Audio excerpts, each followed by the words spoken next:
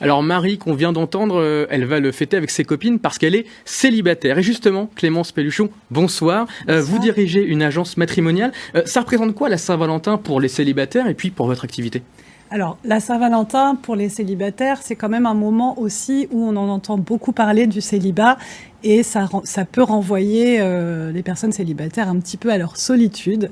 Voilà, donc pour nous, notre activité, c'est vrai que c'est un moment quand même où il y a une recrudescence de l'activité assez forte, assez notable. Donc c'est plutôt bien pour vous, ça marche bien cette période, mais j'ai envie de dire, vous revenez de loin, parce que les agences matrimoniales, on imagine qu'elles ont pris un petit coup avec les sites de rencontres, les applis, non ? Alors effectivement, les agences matrimoniales, à l'apparition des sites de rencontres dans les années 2000, ont fermé de moitié. Donc c'est vrai qu'il y a eu une forte diminution de l'activité à ce moment-là.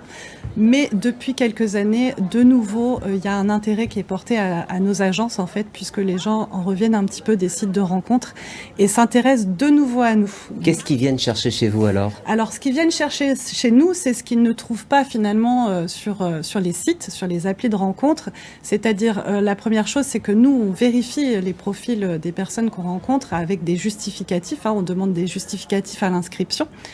Ça, c'est la première chose. Et l'autre chose importante, c'est l'humain qu'ils viennent rechercher chez nous. C'est-à-dire que chaque personne qui vient chez nous a un conseiller ou une conseillère qui va s'occuper d'eux, qui va les écouter et les accompagner dans leur démarche. Et comment vous luttez contre l'image qu'on a peut-être un peu tous désuète des agences matrimoniales ? Ce qui est peut-être une idée reçue d'ailleurs. Alors, c'est, je pense, une idée reçue aujourd'hui, effectivement. Comment on lutte contre ça ?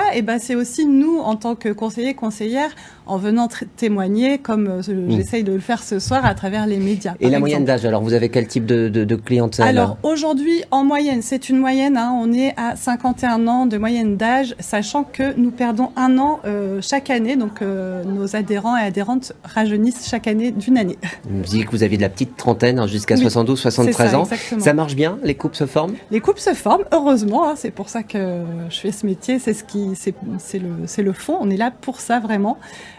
Ça prend parfois, on a la chance que ce soit le premier rendez-vous, la première proposition de rencontre qui fonctionne, et là, c'est le bonheur pour tout le monde, mais ça peut prendre un petit peu plus de temps aussi, mais le but c'est que ça fonctionne. Ouais. Vous allez la fêter, vous alors, la Saint-Valentin ? Je pense, oui.